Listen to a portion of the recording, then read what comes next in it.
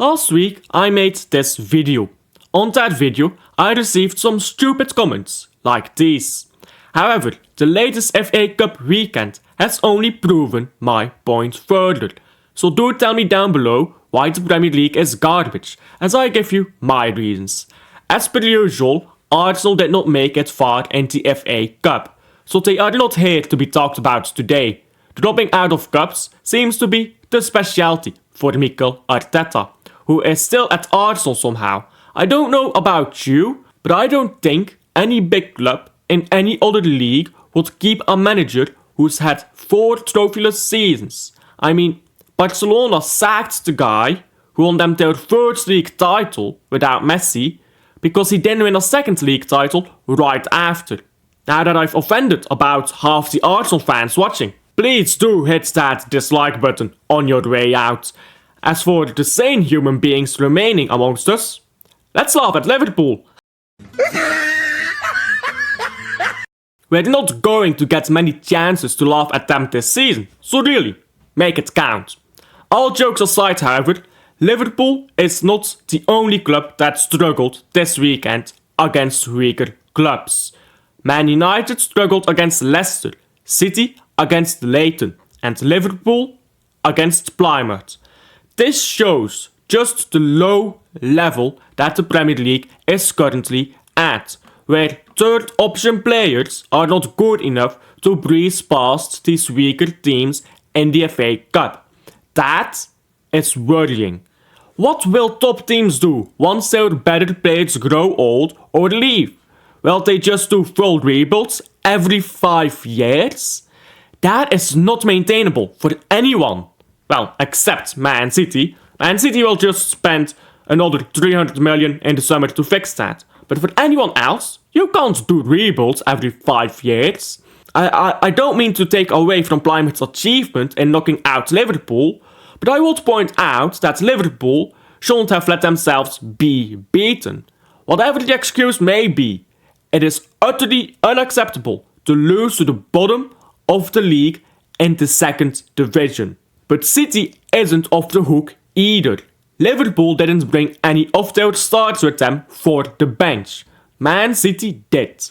And how happy Pep must have been that he took KDB with him. Otherwise Man City may well have lost, just like Liverpool. Requiring De Bruyne to save you from the clutches of a third division team is simply sad. And it's also desperate. When will Man City stop being dependent on a 34-year-old?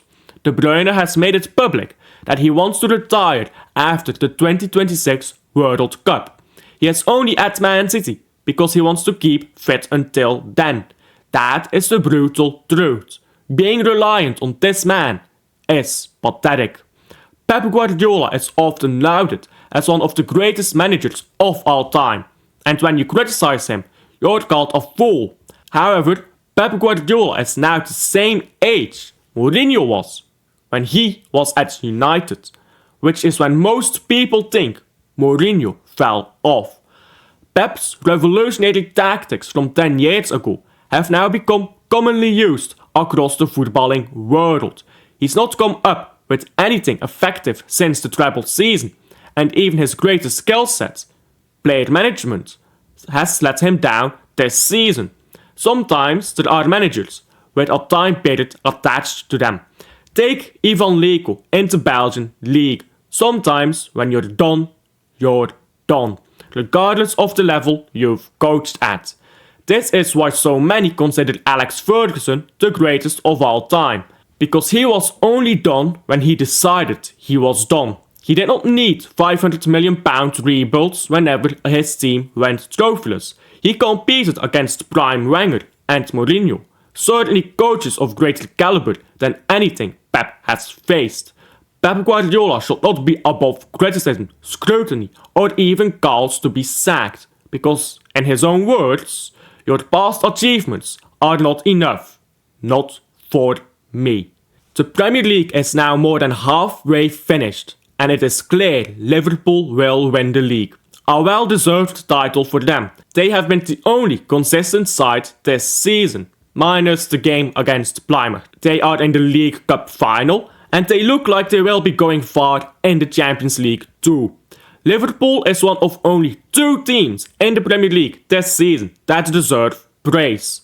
Arsenal has failed to secure a striker for the 5th season in a row.